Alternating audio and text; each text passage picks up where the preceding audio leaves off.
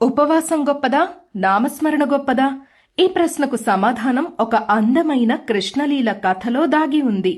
ఒకసారి కృష్ణుడు అర్జునుడితో కలిసి సుదీర్ఘ ప్రయాణం తర్వాత ద్వారకకు వచ్చాడు. అలసిపోయిన అర్జునుడు అతిథి గృహంలో నిద్రపోయాడు. రుక్మిణీదేవి భోజనం సిద్ధమైందని చెప్పగా, కృష్ణుడు మన ఇంట్లో అతిథి ఉన్నాడు, అతను మేల్కొనే వరకు నేను తినను అని అంటాడు. అప్పుడు రుక్మిణీదేవి అర్జునుడిని నిద్రలేపడానికి వెళ్తుంది. కాని అక్కడ అర్జునుడి ప్రతి అణువు కృష్ణనామంలో మునిగిపోయిన దృశ్యం చూసి ఆమె ఆనందంతో చప్పట్లు కొట్టడం ప్రారంభించింది.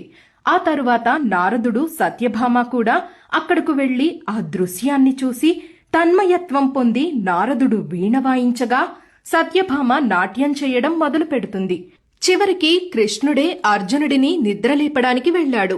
వారందరినీ భక్తిమయమైన స్థితిలో చూసి ఆయన హృదయం ప్రేమతో ఉప్పొంగిపోయింది. అప్పుడు ఆయన మంచం మీద కూర్చుని అర్జునుడికి స్వయంగా పాదసేవ చేశాడు. ఆశ్చర్యంతో మేల్కొన్న అర్జునుడు, కృష్ణ, నువ్వు ఎందుకు ఇలా చేస్తున్నావు అని అడిగాడు. అప్పుడు కృష్ణుడు, నువ్వు ప్రతి అణువుతోనూ నన్నే స్మరిస్తున్నావు, అందుకే నేను నీకు వశమయ్యాను అని అంటాడు. అప్పుడు అర్జునుడు సందేహంతో, నీకోసం ఘోర తపస్సులు, కఠిన ఉపవాసాలు, అనేక భగవత్కార్యాలు చేసే భక్తులు ఎందరో ఉన్నారు. వారికి లభించని ఈ గొప్ప భాగ్యాన్ని నాకే ఎందుకు కల్పించావు అని అడుగుతాడు.